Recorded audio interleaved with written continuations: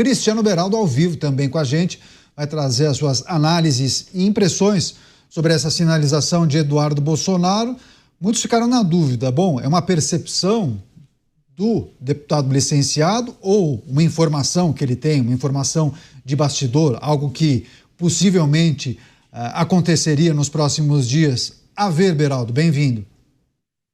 Pois é, Caniato, sempre uma incógnita o que virá das ações de Eduardo Bolsonaro. E é interessante a gente fazer uma análise da linha do tempo, não sem antes dar boa noite a você, ao Dávila, a nossa audiência, e dizer o seguinte: quando o Eduardo Bolsonaro foi para os Estados Unidos, ele se colocou na situação de quem estava se exilando, então ele deixa o país, olha, o ambiente no Brasil está muito arriscado para mim, eu tenho aqui informações ou indícios de que o STF vai tomar medidas contra mim, eventualmente vão tirar meu passaporte, a minha família mora nos Estados Unidos, eventualmente podem até me prender, então eu estou indo, por precaução, estou indo para os Estados Unidos e pediu licença do mandato. Uma vez estando lá, ele gravou vídeos dizendo que ele estava ali para pedir ajuda ao governo norte-americano, usar a relação que ele tem com o filho do presidente Donald Trump e, com isso, conseguir que o governo americano fizesse pressão, sobretudo no STF, em relação às medidas que o próprio STF brasileiro tomou contra empresas e cidadãos norte-americanos. Então, essa pressão seria colocada a partir do governo americano, que tem um peso diferente, né? Isso a gente precisa reconhecer. Pois bem, ele foi ali alimentando essa expectativa e, de repente, as sanções são anunciadas. Só que sanção, ela é um remédio muito amargo para qualquer nação, sobretudo com um parceiro comercial tão importante. Essas sanções atingiram em cheio setores da economia brasileira que sempre apoiaram Jair Bolsonaro. E pegou muito mal. Entretanto, o Eduardo Bolsonaro dobrou a aposta. Disse que não, é isso mesmo, tem que ter sanção, tem que ter tarifa, e essas tarifas vão pressionar o governo brasileiro, mas vai atingir o agro, vai atingir indústrias, tá? Mas não tem problema. Então ele deu a declaração dizendo que ele preferia ver a terra arrasada, o Brasil arrasado, mas se ele conseguisse se sentir vingado, que isso era o que importava. Um pensamento, uma declaração extremamente egoísta, porque, afinal de contas, quando a gente fala dos efeitos das tarifas impostas ao Brasil pelos Estados Unidos, nós estamos falando de milhares de famílias, o sustento, a comida na mesa de milhares de famílias. Toda a cadeia do agronegócio afetada, pessoas que ficaram do lado de Jair Bolsonaro nos momentos mais difíceis e que agora recebem essa manifestação, então, de Eduardo Bolsonaro. Isso tudo pegou muito mal. Quando o Donald Trump escreve a carta, ele mistura as coisas. Ele faz uma carta anunciando as tarifas obviamente estão ligadas à posição do Brasil em questões internacionais, à posição do Brasil em relação aos BRICS, as declarações do presidente brasileiro, mas ele coloca o tempero Jair Bolsonaro e STF nessa carta que ele escreve ao presidente Lula, e talvez fazendo um cálculo de que com isso conseguiria um apoio popular para também as pessoas no Brasil pressionarem o governo, pressionarem o STF.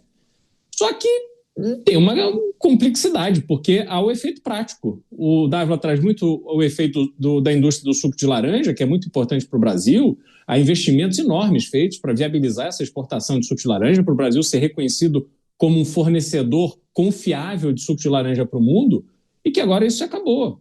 Hoje, eu sou, por exemplo, de uma fábrica que exporta madeira para os Estados Unidos. Colocou 700 funcionários em férias coletivas. E o que vai acontecer? Esses fornecedores brasileiros eles vão romper contratos de fornecimento que eles conseguiram a duras penas. Não é fácil uma empresa brasileira conseguir um cliente nos Estados Unidos. Esses clientes nos Estados Unidos agora vão fechar acordos e contratos com outros fornecedores de outros países. E como é que o brasileiro vai voltar para esse jogo? Será todo um trabalho que vai ter que se iniciar do zero. Olha o transtorno que isso causa. Então a gente não pode menosprezar os efeitos disso. Pois bem, chegamos agora no dia de hoje. No dia de hoje, Eduardo Bolsonaro dá uma declaração como colocando o governo norte-americano subalterno a ele. Isso é uma loucura. É uma loucura porque, obviamente, não é verdade. Há ali pessoas do governo americano, próprio filho de Donald Trump, que estão ouvindo o que Eduardo Bolsonaro está falando, as preocupações que ele tem, a situação como ela é no Brasil, esse momento crítico que a gente vive. Isso tudo bem. Mas imaginar que Eduardo Bolsonaro estará na posição de dizer: Trump, agora é o Alcolumbre, o Trump, o Marco Rubio, agora é sanção no Hugo Mota. Isso não é assim que funciona. Isso é colocar os Estados Unidos no mesmo patamar de República das Bananas em que se encontra o Brasil. Isso não vai acontecer, não acontece dessa forma. E talvez o que ele não esteja percebendo, ou talvez o cálculo dele é que esses discursos populistas são mais importantes do que os efeitos práticos que isso terá, é colocar o próprio Eduardo Bolsonaro numa posição de preocupação desses agentes do governo norte-americano, porque eles não vão querer ter um porta-voz falando em nome deles, se colocando na posição de que ele é quem influencia para determinar sanções a quem os Estados Unidos promoverão. Isso não existe. Então, vejo um movimento, mais um passo em falso de Eduardo Bolsonaro. Acho que ele terá muita dificuldade de colher os frutos que ele pensa que irá colher de todo esse processo. É preciso juízo. Há muitos interesses econômicos, mas, sobretudo, há muitas vidas, famílias, pessoas que têm o seu emprego na alça de mira e que, eventualmente, em mais poucas semanas, poderão não mais ter condição de sustentar as suas famílias. Isso é muito grave. Pois é, os nossos comentaristas repercutem as declarações de Eduardo Bolsonaro. Concedeu hoje mais cedo uma entrevista em que menciona a possibilidade do governo norte-americano impor sanções contra autoridades brasileiras, no caso, presidentes das duas casas legislativas. Nelson Kobayashi também com a gente, aqui no estúdio em São Paulo. Koba, seja bem-vindo. Uma ótima noite a você. Naturalmente, as pessoas que acompanharam a entrevista ou a repercussão na imprensa acabaram fazendo uma conexão sobre essa leitura de Eduardo Bolsonaro ou essa indicação a uma condicionante de apreciação do projeto de lei da anistia. Então, se o Congresso colocasse em votação o PL da anistia e aprovasse, isso poderia desestimular o governo norte-americano a tomar essa decisão, enfim. Mas o PL da anistia que estão discutindo não abarcaria, por exemplo, o Jair Bolsonaro, que a gente precisa considerar em relação a essas ponderações. Bem-vindo. Muito obrigado, boa noite, Caniato, boa noite ao Beraldo, ao Dávila, a todos que nos acompanham aqui nos Pingos nos Is. É sempre um prazer estar aqui com vocês. Em relação a esta entrevista de Eduardo Bolsonaro falando sobre os presidentes das casas, o Hugo Mota e o Davi Alcolumbre, é um claro aceno aos líderes do Poder Legislativo a respeito da necessidade de se pautar o PL da anistia. E, mais uma vez, então, o Eduardo Bolsonaro está colocando os interesses privados, familiares inclusive, acima do interesse público brasileiro. Ele não fala em relação à pressão sobre Mota e Alcolumbre a respeito dos impactos financeiros, do quanto o Brasil poderia sofrer a nível de Estado, de relações diplomáticas com os Estados Unidos. Ele fala justamente do que lhe interessa.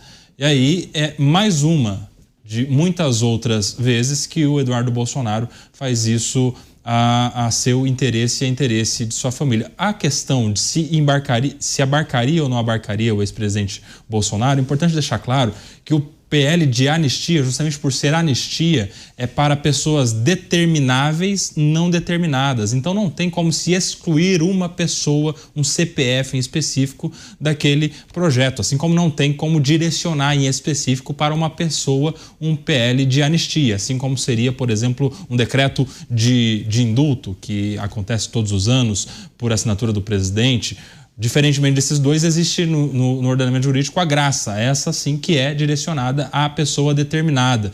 O último caso foi o caso do Daniel Silveira, que depois o Supremo veio entender como inconstitucional. Então, é claro que ele pede pelo PL da anistia, eventualmente, num primeiro momento até diga que isso não abarcaria o ex-presidente, mas, diante dos fatos que constariam ali naquele PL, certamente todos os envolvidos estariam beneficiados por esse PL. E para finalizar, mais uma vez o Eduardo Bolsonaro visa dividir a direita no Brasil, fazendo críticas agora ao Nicolas Ferreira. A gente já viu a novela entre ele e o Tarcísio, agora ao deputado de Minas Gerais. E veja só, parece que não leu as decisões do ministro Alexandre de Moraes, parece que não está entendendo de que a instrumentalização, na visão do STF, a instrumentalização de redes sociais poderia envolver todas essas pessoas nas investigações. Se ele quer que o Nicolas publique algo, que fale com o Nicolas, que resolva isso intramuros, interna corporis, entre os seus aliados, mas essa cobrança pública gera um ruído político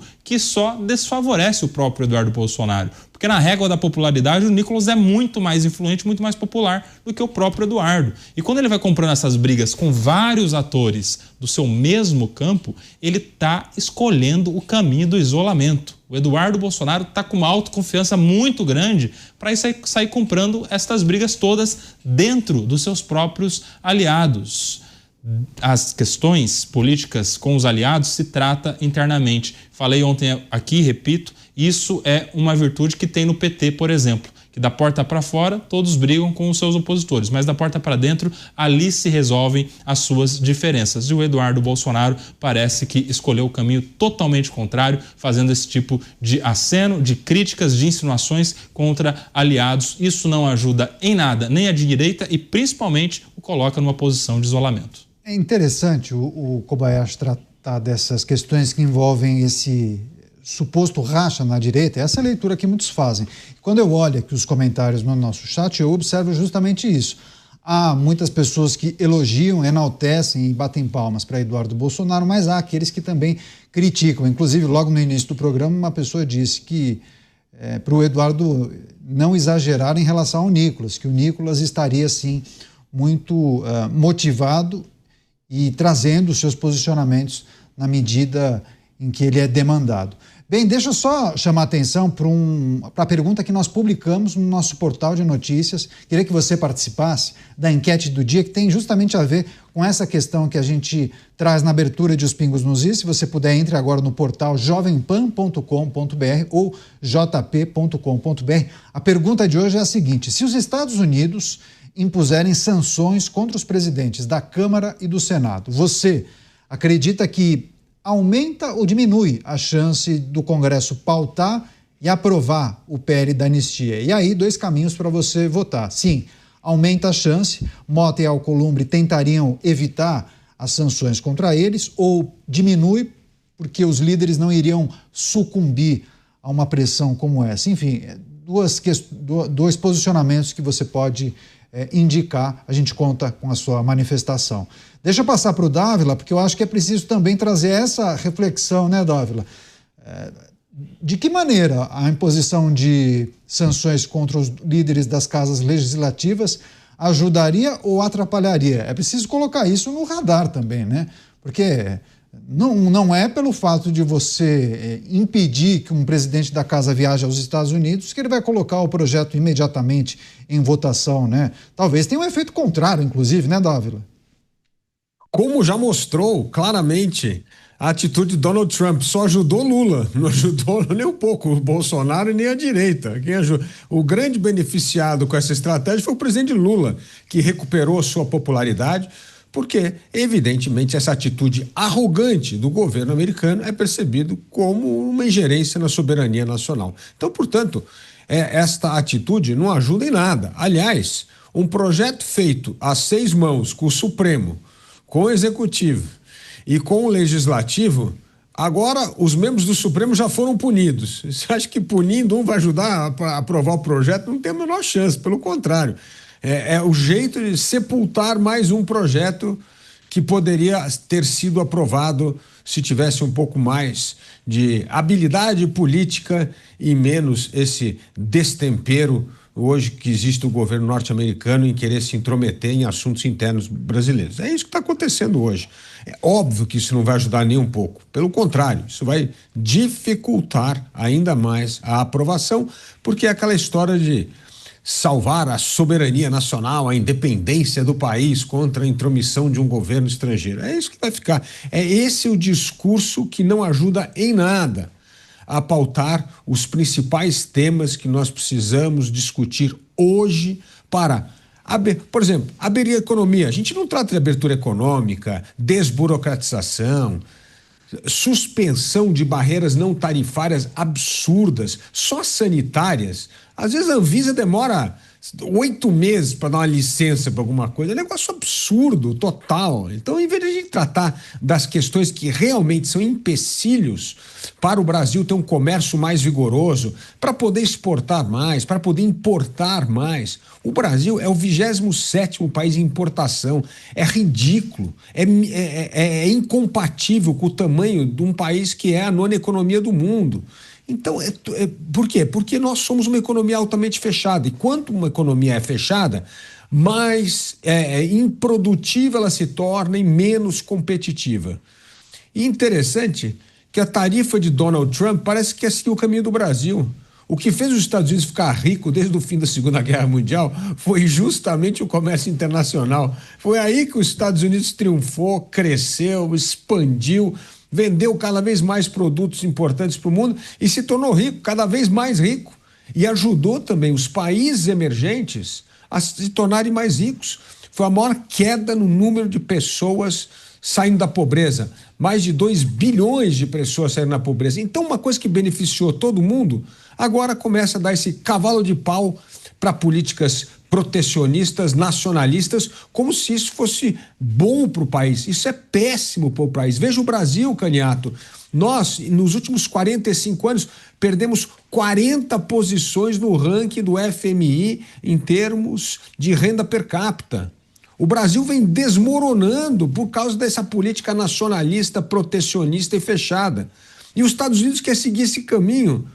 É um negócio que é inimaginável, a não ser sob essa ótica do populismo. Então, realmente é uma atitude infantil e não ajuda em nada a avançar com projetos importantes para o país. E certamente não ajuda em nada a avançar com o projeto da anistia. Em negociações sensíveis, né, Beraldo? Fala-se sempre em uma saída honrosa, né? Você tentar costurar um acordo para que você até consiga atingir o seu objetivo, mas não deixando a outra pessoa em maus lençóis, né? É o que se fala em saída honrosa. E aí muitos apostavam que haveria, sim, uma possibilidade de aprovar o tal da PL da anistia, mas não nesse caminho da, talvez, força e truculência. Se adotar essa estratégia, é muito pouco provável que esse PL seja pautado, votado e até aprovado. O que a gente precisa considerar sobre a situação dos presidentes das casas quando observam uma pressão dessa para colocar em votação um projeto como esse? Diminui bastante a chance, essa é a sua percepção?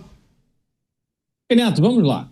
Acho que todos nós, nossa audiência, concordamos que a família Bolsonaro é uma família experiente na política brasileira. Jair Bolsonaro foi deputado federal por vários mandatos. Carlos Bolsonaro é vereador do Rio de Janeiro desde os 17 anos de idade, foi eleito com 17, assumiu com 18. Flávio Bolsonaro foi deputado estadual por inúmeros mandatos e agora está se encaminhando aí para o final do seu primeiro mandato de senador. Eduardo Bolsonaro, salvo engano, está no 3º mandato de deputado federal, antes era concursado, ou ainda é concursado à Polícia Federal. Então, eles dominam a política, eles entendem como a política funciona, eles entendem como o Brasil funciona. Exerceram em conjunto ali, havia uma proximidade da família inteira, a presidência da República por 4 anos. Então, dentro do cenário que temos hoje, eu tenho certeza que todos nós podemos concordar que o Brasil não tem solução com a Constituição que temos. O Brasil não tem solução com a baixíssima qualidade da educação oferecida para os nossos jovens.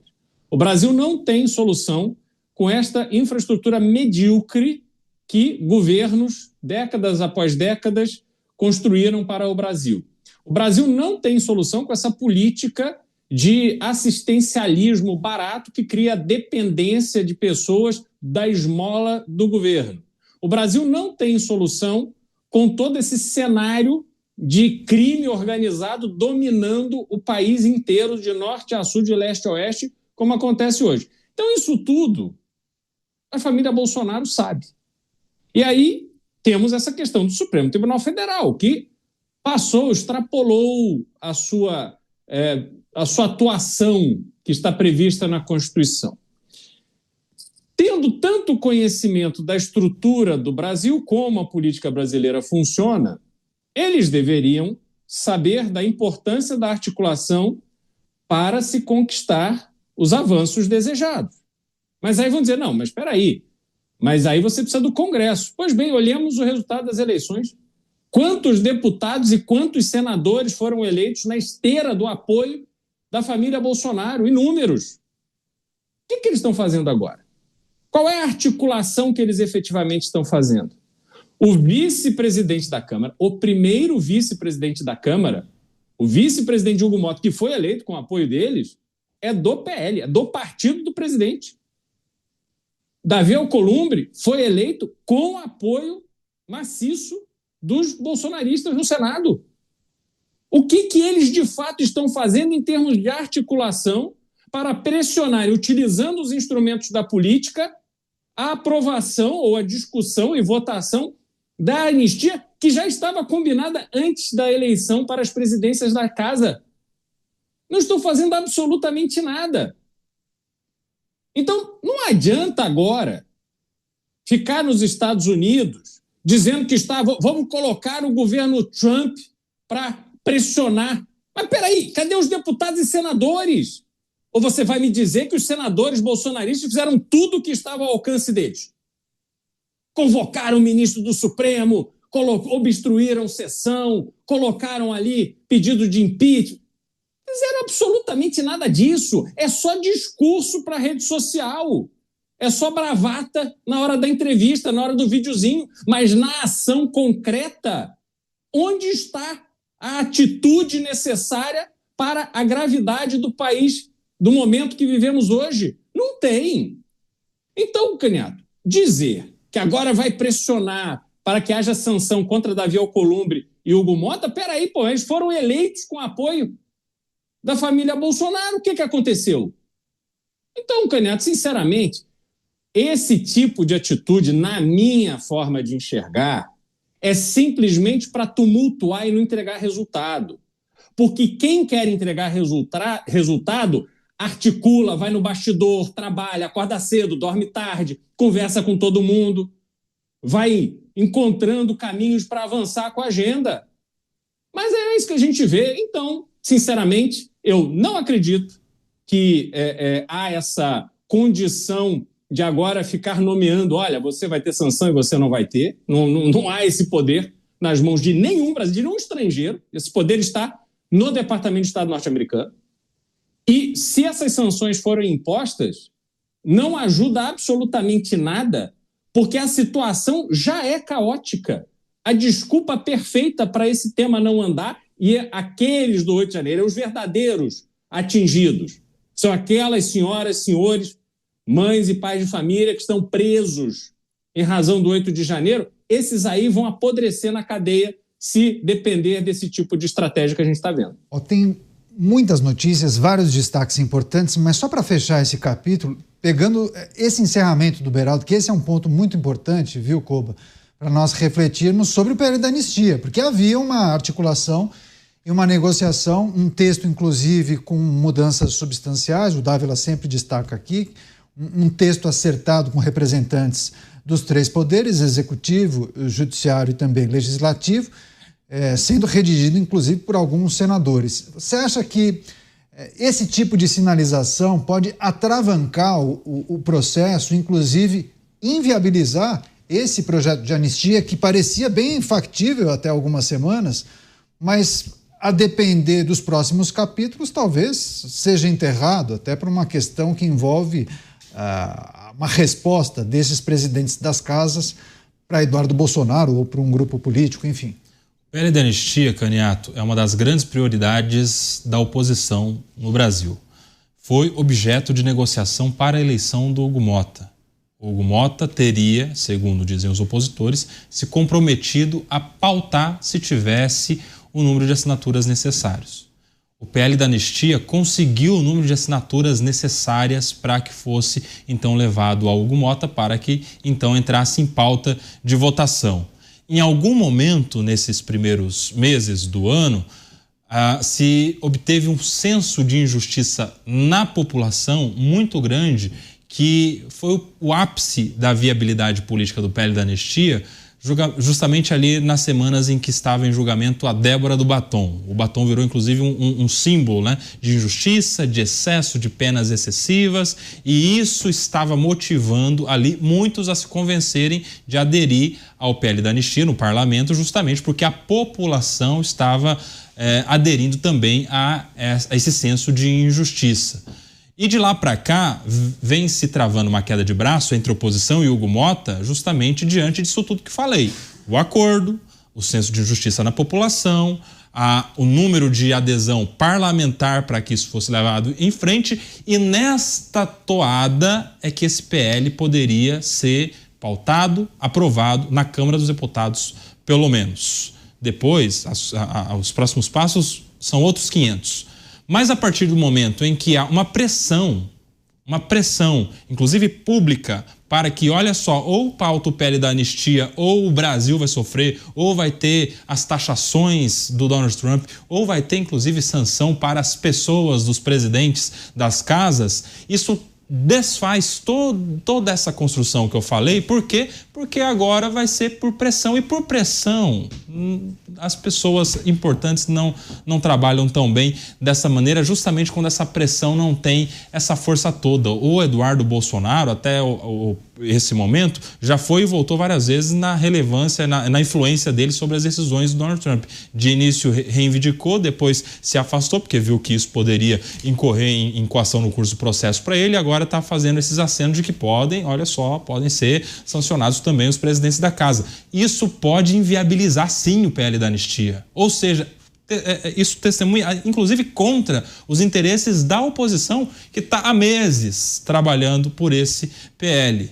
Ou seja, Eduardo Bolsonaro não está trabalhando com a melhor estratégia, nem do ponto de vista das críticas que faz aos seus aliados e também da pressão que coloca sobre aqueles que decidem se esse projeto vai adiante ou não. O que pode acontecer é o Hugo Motta, que também não é bobo nem nada, e ninguém chega à presidência da Câmara sem um mínimo de casca grossa na política, é falar, tudo bem, a partir de agora também comigo, na pressão não vai acontecer também, vai ficar engavetado. É isso que pode alcançar, no final das contas, depois de tudo, o PL da anistia. Pois é, várias pessoas se manifestando aqui: Guedes Gonzaga, Marcelo Marins, Carmen, Augusto Tadeu, Cadu, Almir Aparecido, enfim, várias mensagens. Na medida do possível, eu trago aqui algumas manifestações. Obrigado pela audiência.